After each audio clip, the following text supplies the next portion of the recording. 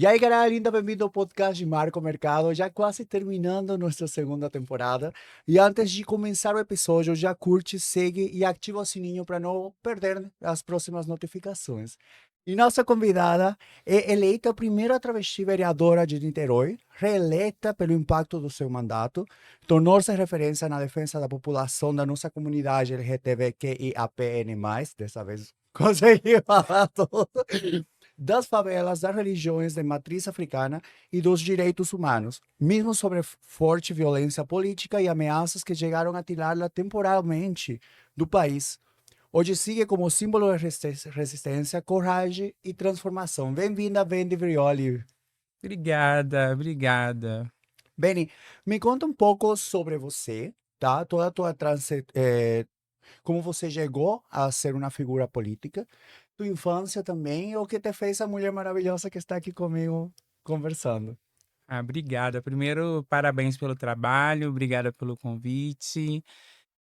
Beni Brioli, né? Quando eu falo da Beni Brioli, às vezes eu chego até a falar em segunda pessoa, né? Porque aquela criança que nasce nas comunidades, nas favelas de Niterói, do estado do Rio de Janeiro, filha de porteiro, com cabeleireira, neta de lavadeira, que cresceu ali no meio e às margens de uma sociedade que excluía, uma sociedade, né, que coloca os nossos corpos sobre genocídio contra a população negra e periférica, mas com muitos sonhos, muita esperança, uma criança muito audaciosa que nunca olhou para aquele mundo e aceitava aquilo de forma natural, naturalizava aquelas violências.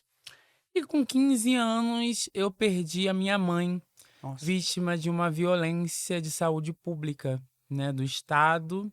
A minha mãe veio a falecer. Vocês chegaram e não foram atendidos a tempo? Ela tinha um câncer no cérebro Uau, e foi diagnosticada durante 6 anos com uma sinusite crônica. uau. E quando descobriu o câncer era tarde demais e Eles não fizeram tomografia?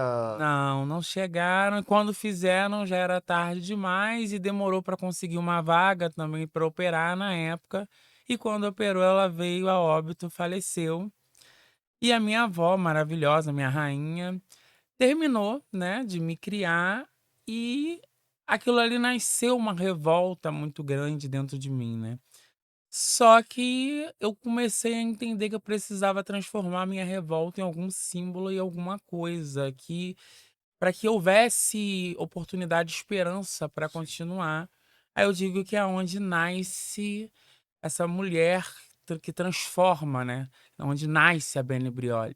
A mulher que transforma a dor, que transformou a morte, que transformou, né, as violências do Estado e o luto em luta para continuar lutando e existindo. Hoje eu sou Beni Brioli, sou jornalista de formação, sou escritora, autora do livro Mulher da Vida, Narrativas de um Corpo Político, que inclusive é de dedicatória A à tua minha mãe. avó, Por favor. maravilhosa, incrível. Sou militante de direitos humanos, construo o movimento de direitos humanos, sou eleita, né, há 2 mandatos no meu município, no estado do Rio de Janeiro, Niterói. E acredito que quando eu falo quem é Beni Brioli, eu falo sobre a possibilidade de um corpo preto, pobre, favelado, trans, periférico, ressignificar a sua história, ressignificar a dor e transformar tudo isso em possibilidade de luta. E a luta é uma coisa que me dá alegria, que me traz um sentimento de acolhimento, de conforto, porque eu luto ao lado dos meus e das minhas. O mais gostoso que uma luta que você está deixando um legado, né? E está abrindo o caminho Exatamente. junto a outras militantes, a outras pessoas políticas da nossa comunidade, que estão dando essa possibilidade de ver outro tipo de futuro para as pessoas, né? Tanto para pessoas trans como para o resto da nossa comunidade, isso é maravilhoso. Exatamente, né, quando a gente pode e tem a possibilidade de transformar a vida dos nossos e das nossas, de trazer caminhos e alternativas que possibilitem, as narrativas dessas pessoas de vida, de construírem suas vidas, serem diferentes de tudo aquilo que nós vivenciamos e que também, vimos os nossos pais, os nossos avós experimentarem e viver, isso é revolucionário dentro da gente. Saber que a minha próxima geração de pessoas pretas, pobres, periféricas e LGBTQIAPN+, pessoas de axé, né, que estão ali movimentando o seu sagrado com todas as violências que existem, elas podem contar comigo e elas podem contar com essa geração, de militantes que a gente vem formando nas favelas e periferias, dentro do axé, tá na comunidade LGBTQIAPN+, não só para enfrentar e para lutar, mas para produzir saber, conhecimento, para produzir alternativas também de acolhimento, de afeto, para ocupar os espaços, de forma significativa diante diferente de tudo aquilo que nós experimentamos até os dias de hoje. Em que momento você compreendeu que tua identidade de gênero não era apenas uma vivência pessoal, mas também uma força de resistência, que por meio de ela você poderia ter essa linha de frente e movimento político para todos o resto da nossa comunidade? Olha, nós pessoas, trans, no momento em que a gente se compreende, uma pessoa trans, a gente já entende que isso não é algo de particularidade, não tem como ser de particularidade só nossa, porque a gente vive em um país, né, que é um país que mais mata pessoas travestis e transexuais, que tem o 16º ano Sim. consecutivo de ocupar o ranking de extermínio de pessoas, travestis e transexuais. Então você já logo procura um acalento, né, você já logo procura outros e outras e outras que são parecidos com você, e a luta ali já começa, assim, você entende que não é uma particularidade, não é algo só seu, não tem como ser, não tem alternativa. Eu costumo dizer para as pessoas o seguinte, acho que todas as pessoas trans, elas vão entender isso, assim, quando você é uma pessoa trans, quando você é uma pessoa transvestigênero no Brasil, você não tem escolha de ser militante ou não, você é obrigada a ser Você militante, porque falava que você já é um corpo político só de é isso. existir, né? É isso, você é obrigada, porque você tem que lutar para existir, você tem que lutar para ir para rua, você tem que lutar para entrar no mercado de trabalho, que não existe possibilidades, tem que lutar para pegar um transporte público, tem que lutar para sair durante o dia, né. Eu costumo dizer para as pessoas: quem saiu de casa hoje, quantos de vocês, almoçaram e viram uma pessoa trans no restaurante em que você almoçou? Quantos de vocês viajaram esse ano e viram pegando o mesmo voo que vocês uma pessoa trans? Quantos de nós hoje, no nosso meio, o meio que a gente circula e frequenta, a gente convive com pessoas trans, assim? Isso é uma reflexão a se fazer, porque o quantitativo de pessoas trans no Brasil é gigante, mas aonde estão essas pessoas? Bem, eu estudo cinema na FAP e a população trans lá não saberia falar se eu vi alguém trans lá. Pessoas não binárias eu vi. Incluso tem uma aula que esteve um professor com a gente que se chama Por uma História da Arte LGTB, que é muito interessante. Achei muito interessante, trouxe ele para falar da gente. E na minha sala também, onde a maioria é da nossa comunidade, a presença trans é muito pouca. Apesar, acho que a única referência trans que eu estou muito orgulhoso é o meu professor de aula, que é um homem trans. Mas mesmo assim, estudando, é quase nada. E é triste ver isso também. Porque o audiovisual é algo que é um meio que ensina, né? Que manda informação, que educa também. Que mostra às pessoas, às crianças trans, às crianças da nossa comunidade, que tem outro futuro. São narrativas e contos que passam a ser a nossa comunidade, né, a nossa sociedade. E é triste ver que esses futuros pessoas que vão contar histórias não têm uma voz trans aí, né? Exatamente, assim, a história que foi contada, a sociedade na qual nós vivemos o Brasil em que nós vivemos, né, é um país que ele não foi pensado, para os nossos corpos serem cabíveis. As instituições brasileiras, apenas tem 10 anos que reconhece os nossos corpos sem patologizar os nossos corpos, sem a gente estar classificado dentro de algum CID de alguma doença. Há pouquíssimo tempo a gente consegue ter os nossos nomes, e gênero reconhecido, dentro, dentro da lei, inclusive feita pelo STF, que nem são políticas públicas que o Congresso consegue aprovar, porque não conseguiram até hoje aprovar uma política pública que garantisse o direito à permanência das pessoas transvestigênero ocuparem e terem a sua cidadania e o exercício de ir e vir, de poder estudar, de poder comer, se alimentar, transitar, ter a vida natural da forma como ela deveria ser e a sua cidadania, assim. A gente está falando sobre isso. Quando a gente fala desse lugar, a gente está falando de um lugar de exclusão. A gente está falando de um lugar de estranheza, né? De negação. Por que é assim?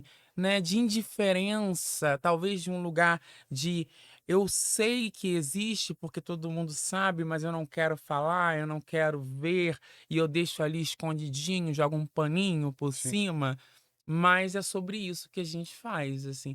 Quando nós nos colocamos para mudar essas narrativas, quando a gente entra para dizer, não, nós existimos, nós estamos aqui, nós vamos ocupar, nós não vamos ser interrompidas, nós não vamos ser silenciadas, a gente faz do nosso corpo uma ferramenta de transformação, de revolução, porque a gente vem dos guetos, das esquinas, das favelas, das periferias, porque a gente já tombou muito por aí em todos os lugares e hoje a gente vai ressignificar e vai transformar isso, a gente está evidenciando a nossa história, a nossa transancestralidade.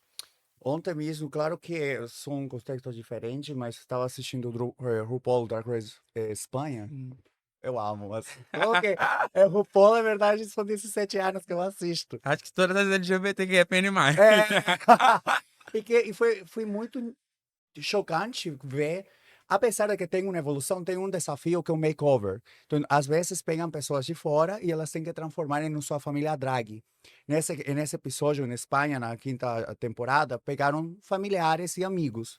É muito gostoso ver como já mudou. Se você vê as primeiras temporadas, os familiares às vezes não se apresentavam aí. Sempre era um amigo. Sim. Sabe o que a gente fala da família que a gente escolhe? Agora está acontecendo que é muito família mesmo que estão aí, as mães, as irmãs, eh, e fizeram como uma pergunta para todos, como que foi aceitar o drag, né? No caso da transição é completamente diferente, porque você não pode deixar de ser você para ficar na rua. Em cambio, a arte drag você pode deixar de se montar para estar na rua. Mas mesmo assim, o comum denominador de todos era o medo dos familiares de que eles voltem a casa, né? De que elas voltem a casa, de que não sejam apedrejadas, que não sejam insultadas. E isso ainda é algo que se vive muito e é triste, né? Você não ter a possibilidade de ter segurança na rua. E isso que a gente precisa seguir lutando, porque às vezes acham de que é mimimi, mas ainda é algo muito presente, né? Claro, e é tão evidente, a violência, contra a população LGBTQIAPN+, e principalmente quando a gente fala da população trans, que hoje nós estamos entre 30 a 35 parlamentares eleitas no Brasil, né, somos pouquíssimas, Sim. né, o número não é entre 30 e 35 Em das porcentagem últimas deve ser muito pouco. das últimas eleições. Isso é a nível de Brasil inteiro, Sim. desde deputadas a vereadoras, e a maioria de nós somos ameaçadas e andamos com escolta. Eu, por exemplo, ando com escolta, tenho mais de 300 ameaças, 4 inquéritos de investigação, já tive até que sair do país, já fui até exilada. Eh, por que que isso acontece? O porquê que essa ameaça as pessoas falam assim: "Por que você tá" não, o Brasil é o país que, como eu já falei, que mais mata e assassina pessoas travestis e transexuais. A gente é morta nas esquinas, nas ruas. Imagina quando a gente chega num lugar de poder. Sim. Imagina quando a gente chega em um lugar Eu, por exemplo, presido a comissão da criança e do adolescente. Imagina ir numa escola.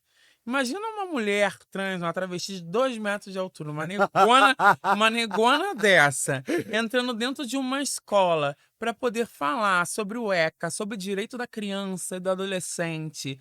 Imagina como que isso dá um boom, na mente de uma sociedade que foi criada, construída para poder narrar a exclusão dos nossos corpos e para poder reproduzir o sentimento de não naturalização dos nossos corpos. Isso é o efeito contrário, assim, é o efeito de transformação mesmo, de ressignificar os espaços de construção social, do imaginário, né. Eu tenho pessoas que chegam para mim todos os dias e falam assim: "Nossa, mas eu achava que você era outra pessoa". Mas por Qualquer quê? jeito. Mas por quê? Só que você sabe falar, você fala tão bem. Nossa, que Não, você vê um nível, tipo assim, porque uma mulher trans não sabe falar? Nossa, mas você é elegante, mas por que uma mulher trans não pode ser isso elegante, que eu falo assim? das microagressões, né? Porque você não pode fazer uma denúncia, nossa, me falou que, nossa, que bom que eu falo pra ser trans. Exatamente, Não tem como denunciar isso, mas você está sendo agressiva como se ou os nossos agressivo. lugares fossem só os lugares das esquinas, É, que eles inclusive que a sociedade, o sistema, nos condicionam. Aí quando a gente sai das esquinas, é de estranheza, né. Mas aí se é estranho estar num lugar de poder, se é estranho estar na esquina, qual que é o teu lugar, né? qual Porque e mesmo assim, te vendo de noite nas esquinas, você é julgada. E de dia ocupando um lugar sei lá, de reconhecimento, de autoridade, você também é julgado. Então, exatamente. qual que é o lugar? Não é para ter. O lugar é o lugar de construção de que os nossos corpos transvestigênero não são corpos cabíveis, assim. Ou seja, o meu lugar hoje que eu entendo é o lugar de ressignificação, de reeducação de uma sociedade que foi educada a marginalizar e a excluir os nossos corpos. Ou seja, a gente tem que cumprir o papel de desconstruir o processo de colonização brasileira que nos colocou em um lugar que é o lugar da não existência, da subexistência, né. Essas ameaças que você recebeu foi depois do primeiro mandato? Foi na minha primeira eleição antes de tomar posse do primeiro mandato. Antes de você tomar posse, Antes eu era fui para você não chegar a tomar posse isso. da primeira. Eu fui eleita em outubro. Nos 2 dias depois começaram a chegar as ameaças, com o endereço da minha casa, com o nome dos meus familiares, com aonde que eu morava, tipo assim, várias ameaças. Aí começou, e dali não parou mais, não para até hoje, assim. Toda vez tem uma grande ameaça, toda grande reação tem uma grande ameaça, assim. Mas tem uma coisa que eu aprendi e todas as pessoas trans, somente as travestis que estão nos assistindo, elas sabem, a gente não deita. Se tem uma coisa que travesti tem e carrega, é a gente não deita pra nada e pra ninguém. Eu só iria ressaltar a valentia sua de ter voltado e tomar posse no lugar que te merecia, porque se você chegou aí é porque a população acreditou em você. Exatamente, assim, não tem como, né, a gente tem que enfrentar. A gente enfrenta os desafios desde que nascemos e não vai ser depois, né, eu falo, depois que a gente passa dos 30, então a gente é mais audaciosa. É verdade. Quais são tuas maiores referências dentro e fora da política? Olha, minha maior referência pra mim de vida é a minha avó, assim. A minha avó, ela é a referência de tudo, porque ela é o significado de amor, Incondicional. porque ela hoje tá com 86, você eu Ai, conheci ela tá vivo, tá maravilhosa, andando pra gostoso. lá e pra cá, adora sassaricar, de um lado para o outro, shopping e não sei aonde, mas ela tem um amor que é incondicional, um amor que não escolhe religião, um amor que não escolhe gênero, um amor que não escolhe É verdadeiro sexualidade, amor. que é o verdadeiro amor, ela é humanizada. Mas a minha avó, ela foi uma mulher que cresceu, né, começou a trabalhar com 10 anos de idade. que casou com 16 anos de idade, assim, que lavou roupa para criar seus filhos, a vida inteira, assim, que só conseguiu parar de trabalhar, ela tá com 86, com 71 anos de idade. Essa é a minha avó, tipo assim, a mulher que trabalhava para me ajudar a pagar a universidade, a idosa. Que quando nos momentos mais difíceis, eu não quero saber o que você quis ser, ou se você é assim, ou se desse jeito que você se sente bem. Eu só quero que você saiba que você precisa se amar e amar as pessoas. Então acho que para mim a minha maior referência é a minha avó. E para mim a minha avó ela é política e ela é a política que o mundo precisa, que nós precisamos, que o Brasil precisa, que a humanidade precisa. Amor, respeito, dignidade, humanização. Eu acho que é essa a política, e ao mesmo tempo é o exemplo de pessoa e de cidadã fora da política. É óbvio que eu também amo a Beyoncé, né? Mas entre a Beyoncé e a minha avó, fico com a minha avó, Dona Nilá, maravilhosa. Mas e se a gente fala dentro da política brasileira atual, você tem alguma referência? Ah, sim, as minhas irmãs maravilhosas, minha irmã Erika Hilton, minha É, irmã Tabata Pimenta, minha irmã Duda Salabé, minha irmã Rô Beyoncé, minha irmã Linda Brasil. A gente é um bonde lindo das que a gente maravilhosas. é da bancada trans brasileira, mulheres ousadas, mulheres que romperam, mulheres Sim, que ocupam, né? Mas também não dá para deixar de citar Benedita da Silva, né, que é o nosso ícone.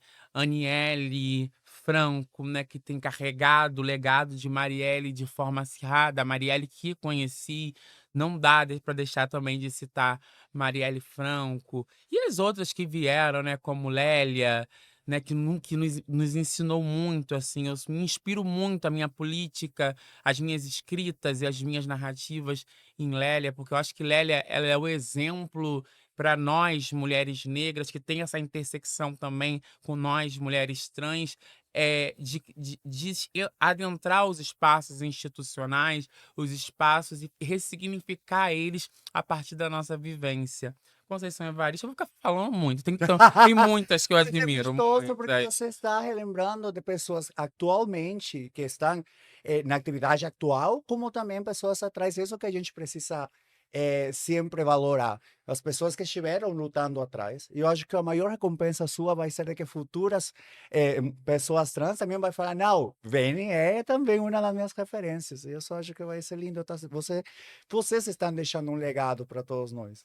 Ah, que bom, que bom. Beni, você também tem pode falar um pouco da relação com tua religião matriz africana, como isso molda teu jeito de ver o mundo, tua espiritualidade e tua atuação política. Porque também a gente vive num país com uma maioria, apesar de ser laico, há muita religiosidade cristã. Então existe também um preconceito, né? Claro. Quando a gente fala das religiões de matriz africana hoje, principalmente para nós, pessoas negras, enfim, pessoas pardas, pessoas não brancas, pessoas, né, pertencentes aos povos originários, a gente está falando da nossa ancestralidade. A gente fala dos tambores, né, aos navios negreiros, do que nos fez se manter, o que nos fez manter a nossa população viva, resistente e resiliente, né. Quando a gente traz, né, a perspectiva do candomblé, das mulheres, né, quando a gente conta as histórias das iabás, né, das mulheres que iam para a beira do rio, que faziam, né, quando iam lavar as roupas, que faziam as suas rezas, as suas cantigas, né, que curavam os filhos dos seus senhores com as ervas que elas Sim. aprenderam, com os conhecimentos que elas traziam, desde as tranças nagôs, né, aos mapas que se desenhavam ali nas tranças. A gente está falando sobre é a nossa religião de matriz africana, de uma ancestralidade que vem de África. E, ao mesmo tempo, a gente traz para o presente falando de uma ancestralidade que se caracteriza e que nasce no Brasil a partir de uma perspectiva de uma religião afro-brasileira que também é Umbanda. A Umbanda, inclusive, nasceu em São Gonçalo, que na época, fazia parte de Niterói, hoje é São Gonçalo, cidade que é onde eu nasci também. Quando a gente traz Nossa, que assim, interessante.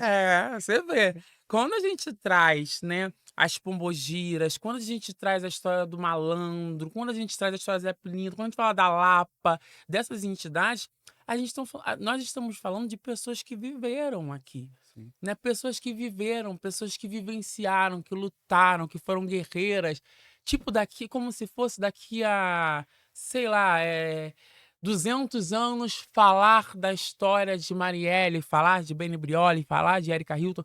A gente está falando de pessoas que viveram, que a gente cultua a força e alimenta a força dessas pessoas dentro de nós, que viraram para a gente instrumentos de força sagrada, né? A gente fala do sagrado a partir da nossa ancestralidade. Isso é importante que as pessoas tenham consciência disso. Porque muito se marginaliza. Ah, porque são demônios, porque não presta, porque faz o mal. Não, a gente está falando de quem viveu e sofreu o mal. A gente está falando de pessoas que foram assassinadas, de entidades que foram assassinadas para fazer o bem, que faziam caridades. A gente está falando de mulheres que tiveram que ir para a beira da estrada, como nós, mulheres travestis e transexuais, somos condicionadas. A gente está falando, a gente fala de uma pombogira do cabaré, a gente está falando de quem? De qual mulher é essa que a gente está falando?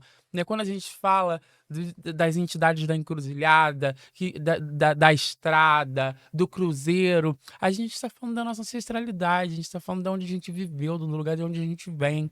Essas entidades trazem para a gente a energia desse lugar para que a gente não deixe de se conectar com o que a gente viveu, para que a gente tenha força em matéria hoje, no plano de vida que a gente tem, para a gente fazer o bem, para a gente transformar todas essas mazelas que são existentes, resquícios que ainda pesam sobre os nossos corpos a partir do processo de 1500, das vivências escravistas e escravocratas, para a gente transformar isso em bem, em força para fazer com que o nosso povo se mantenha de pé e com que a esperança dentro de cada um e cada uma de nós, ela seja possível no dia a dia, mesmo com todas as dores, de transformar a dor em realidade, em esperança para ter um futuro e uma vida melhor. É sobre isso, a nossa fé, ela é alimento de transformação e revolução. Aí, se você começa a pensar se a base da discriminação é que pertence ao mal ou que você está fazendo mal, no meu conceito, por exemplo, eu não sou, acho que eu não sou de nenhuma religião, mas eu considero, eu muito respeito, eu acredito em Deus, mas eu acredito que a gente pega da religião o necessário para se tornar uma melhor pessoa. E o que acontece muito é que, se você pensasse, esses conceitos religiosos muito extremos, como os evangélicos, cristãos, em realidade, eles discriminam de tal jeito que em realidade estão fazendo um mal para o próximo, né? Estão julgando o próximo, estão como se chama? Escrevendo que o futuro dessas pessoas é o inferno, é o pior, é a não existência, a invisibilidade. Então, se a gente pensa, o que que é fazer o mal? Será que não está acontecendo o que eles estão falando? Então, isso é para sentar e pensar, não é? É claro, eu acho que existe uma diferença entre religião e a mercantilização da religião. Acho que o que a gente vive hoje a nível mundial, não só Brasil, a gente tem os mercadores, né? Os mercadores da fé. Eu acho que de qualquer fé, em qualquer religião, a vulnerabilidade socioeconômica das pessoas, principalmente se tratando de Brasil, ela é muito grande, assim. A gente tem uma história de país, como eu já citei, muito fragilizada. E a gente tem lacunas econômicas nas pessoas gigantes.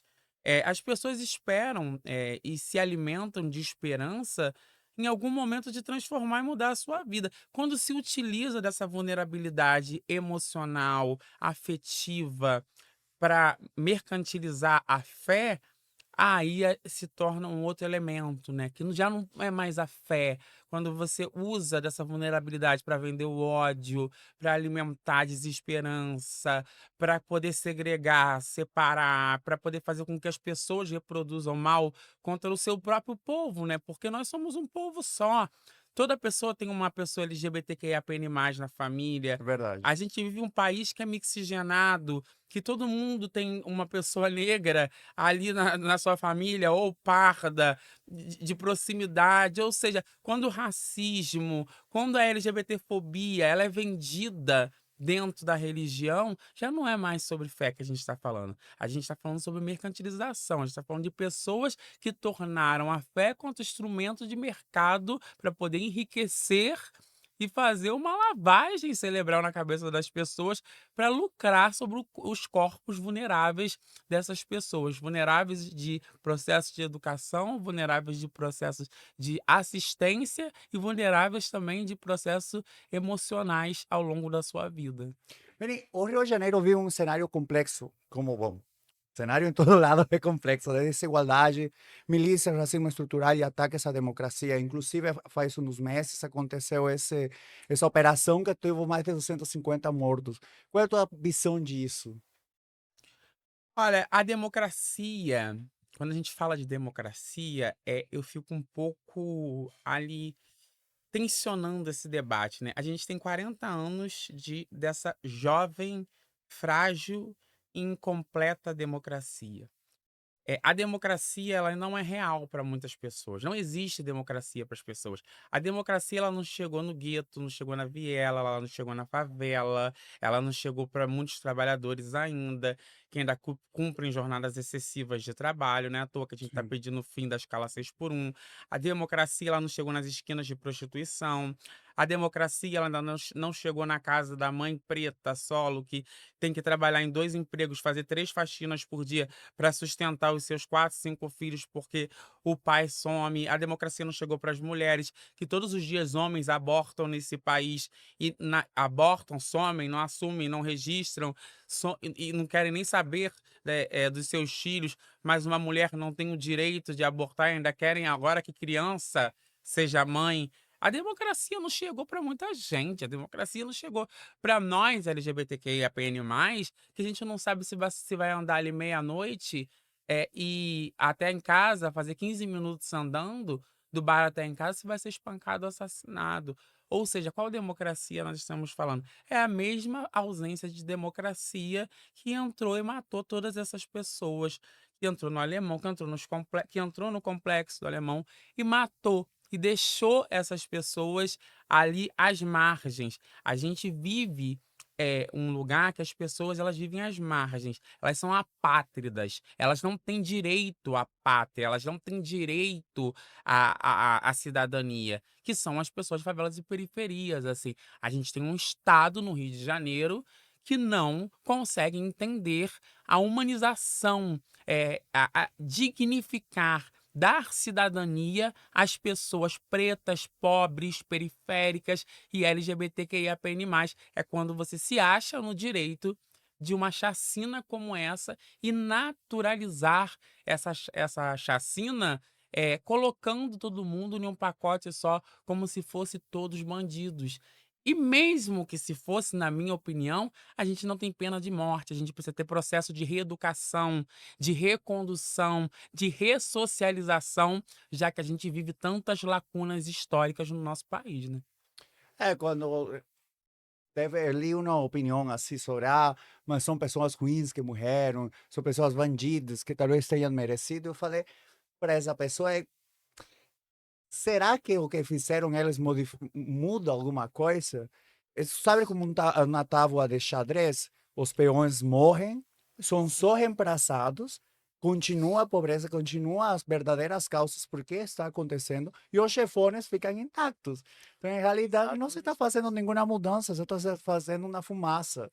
que não está solucionando nada. Exatamente, porque até mesmo quem produz as drogas tem que ter um farmacêutico, tem que ter um engenheiro químico, Tem quem que é ter que tem dinheiro que tem movimenta as tem que ter coisas. dinheiro, quem é que transporta, quem é que deixa chegar, quem é que produz as armas, os fuzis que chegam nas favelas, não são esses meninos que estavam esticados, Sim.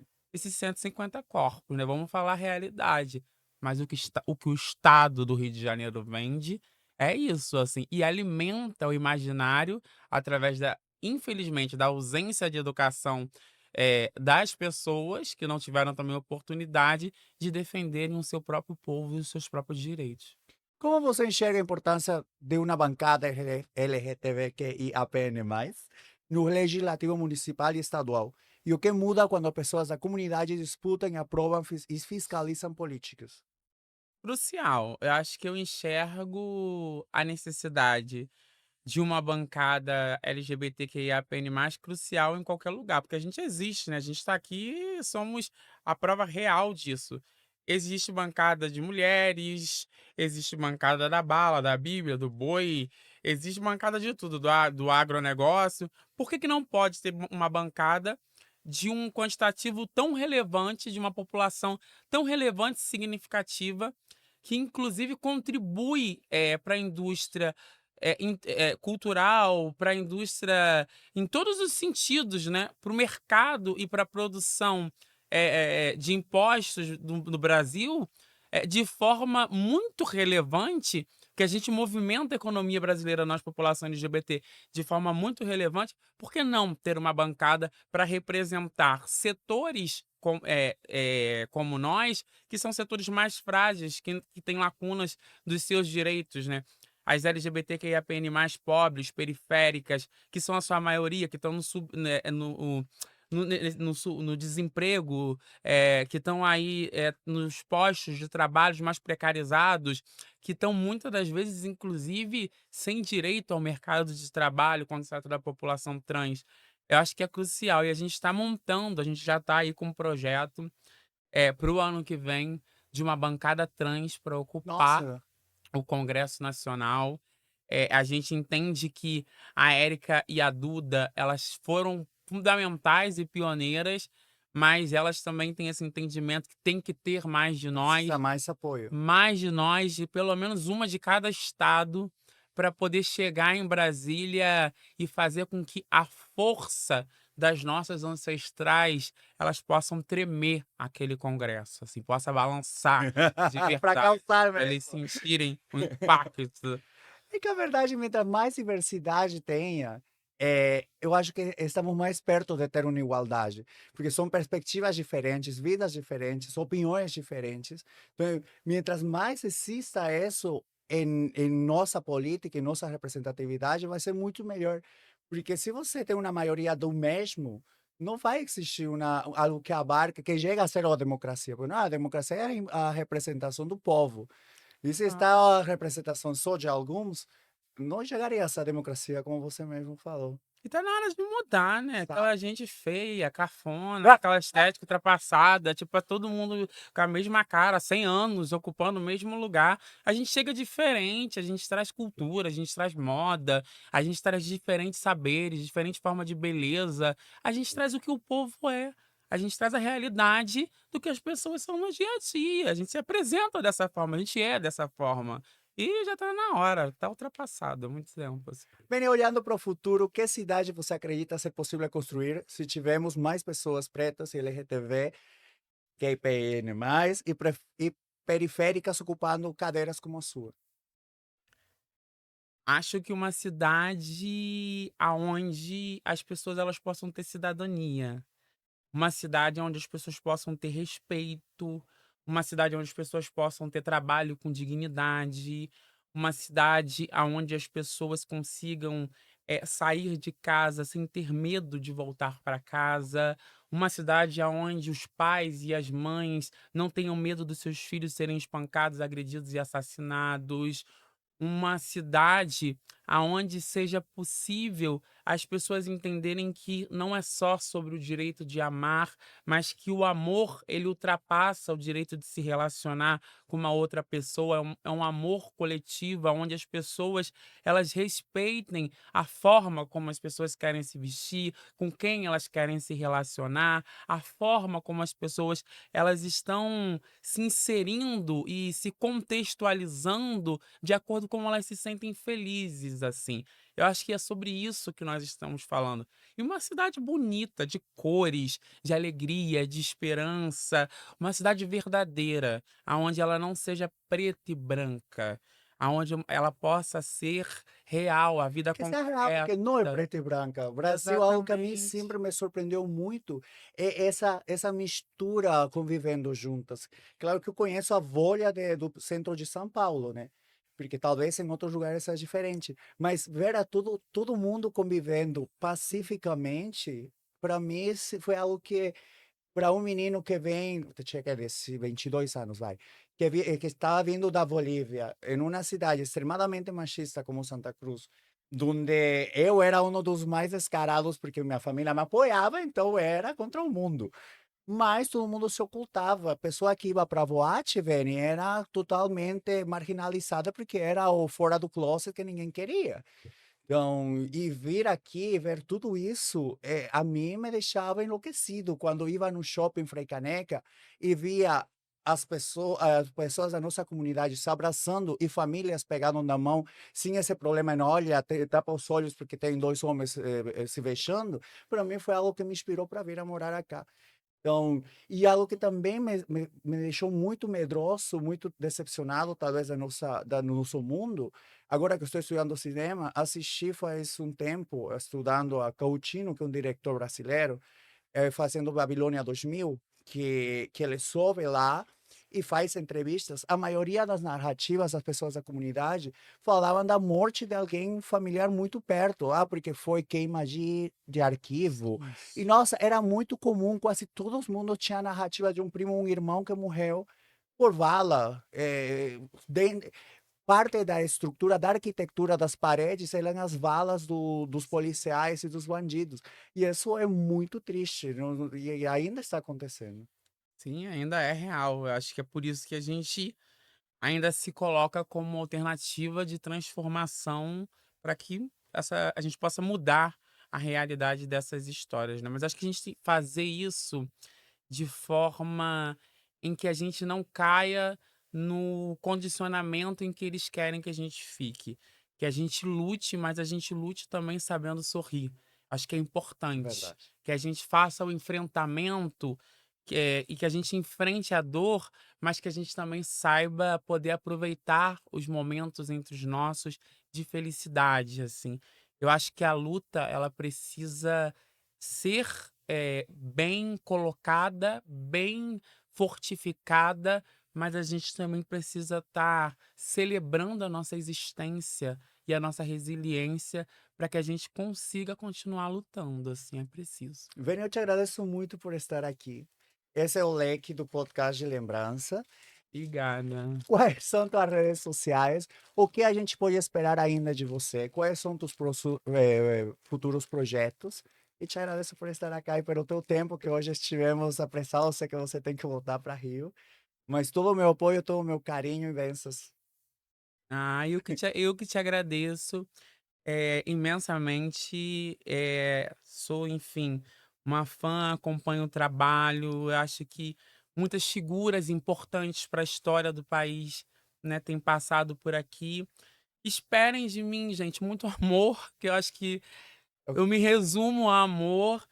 É luta, enfrentamento, esperem de mim enfrentar todos aqueles que ousam a tocar nas minhas LGBTQIAPN+, no meu povo de axé, no meu povo de favela. Esperem de mim estar sempre ao lado daqueles e daquelas que de fato precisam que a gente lute por eles e me esperem no Congresso Nacional ano que vem, nas próximas que me eleições. esperem que vai me ver muito mais. Vou tremer aquilo lá, esperem. Então, galera, não se esqueça de curtir, comentar e compartilhar nossos conteúdos e ativar o sininho para receber as próximas notificações. Um beijo e obrigado.